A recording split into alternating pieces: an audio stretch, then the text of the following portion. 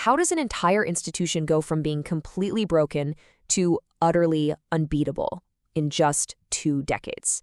Well, today we're diving into the incredible story of the U.S. military's transformation, from the lingering shadow of Vietnam to the absolute dominance of Desert Storm. To really get how remarkable this turnaround was, we have to go back in time. We're starting in the late 1970s. After the trauma of Vietnam, the American military was in a really bad place. And not just in the eyes of the public, but from the inside, looking out. So think of this as a report card for the entire U.S. defense establishment in 1980. And yeah, the grades are not good. We're talking C's, D's, and look at this, an F in how civilians perceived their competence. Ouch. Morale was a C-. Their core warfighting ideas, their doctrine, just average. This was not a force ready to take on the world. This was a force that was seriously struggling to even find its own footing. And this quote, man, it just says it all. This really captures that feeling of disillusionment from inside the ranks. You had service members who were totally confident in their own skills, but they had completely lost faith in the system, in their leadership, and they really felt like the country wouldn't back them up. It was a crisis of confidence that went right to the bone. So that's the big question, right? How do you get from that, a broken, bitter, and doubted force, to the military that ran the Gulf War with such terrifying efficiency just 10 years later? That's the story we are going to unpack. The comeback story doesn't start with new weapons. It starts with new ideas. The top brass knew their post-Vietnam playbook was totally obsolete. So a quiet revolution began, a mission to figure out how to fight and win the next war, not the last one. Okay, so a huge piece of this new thinking was a doctrine called air-land battle. The old idea was basically active defense. Just absorb the first punch from a massive Soviet invasion in Europe and hope for the best. Air-land battle threw that right out the window. The new plan was for the Army and the Air Force to fight as a single, integrated team, stretching deep behind enemy lines to hit their second and third waves of troops before they could even get to the fight. It was proactive, it was aggressive, and it was tailor-made for that high-tech European battlefield they expected to face. At the same time, you had thinkers in the Air Force like Colonel John Worden, who were totally rethinking air power itself. He argued, hey, you don't defeat an army, you defeat a nation by treating it like a living system. His 5 rings model was basically a blueprint for causing strategic paralysis. And check this out. Notice what's last on the list, the enemy's army. The big idea was that if you take out the leadership, the factories, and the bridges first, you make their army on the field almost totally irrelevant. Of course, new ideas are totally useless if you can't actually pull them off.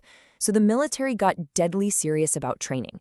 They created aggressor squadrons that flew and fought using actual Soviet tactics.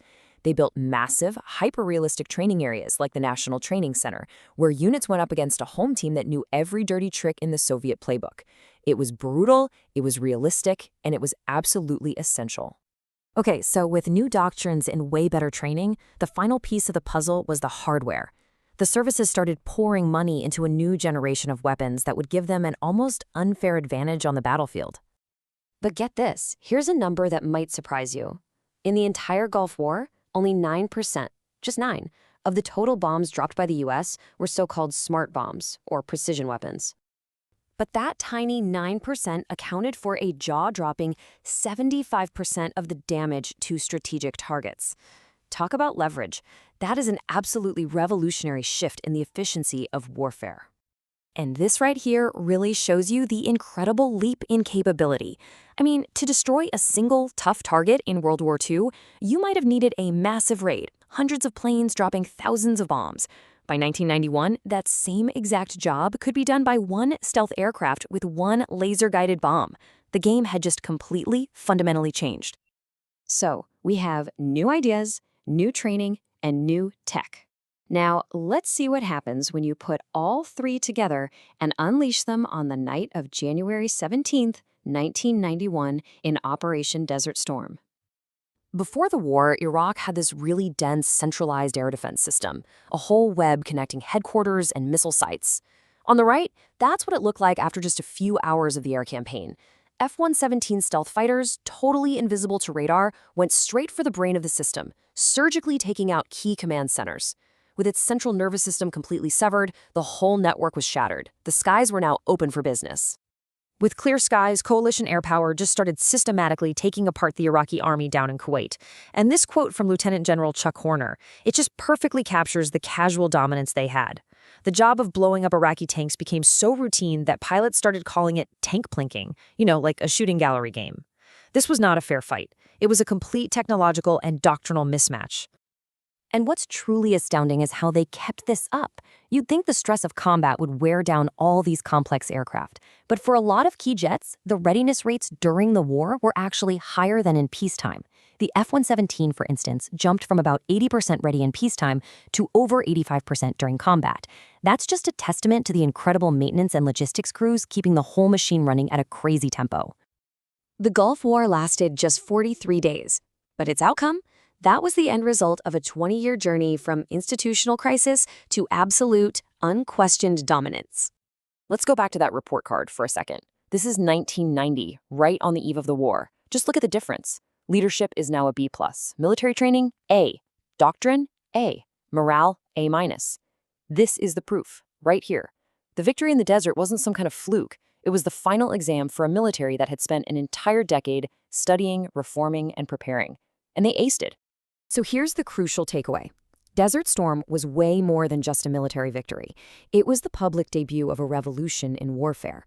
It proved that the painful lessons from Vietnam had been learned, and that a brand new model, based on information, precision, and all the services fighting as one team, was now the global gold standard. And that leaves us with one final thought. This new American military machine was custom-built to defeat another country's army in a big, conventional, high-tech war. And it proved it could do that better than anyone in history. But the question that would define the next 2 decades was, how would this perfectly honed instrument of war handle enemies that didn't have tanks, didn't wear uniforms, and refused to fight on a conventional battlefield? Well, that's a story for another time.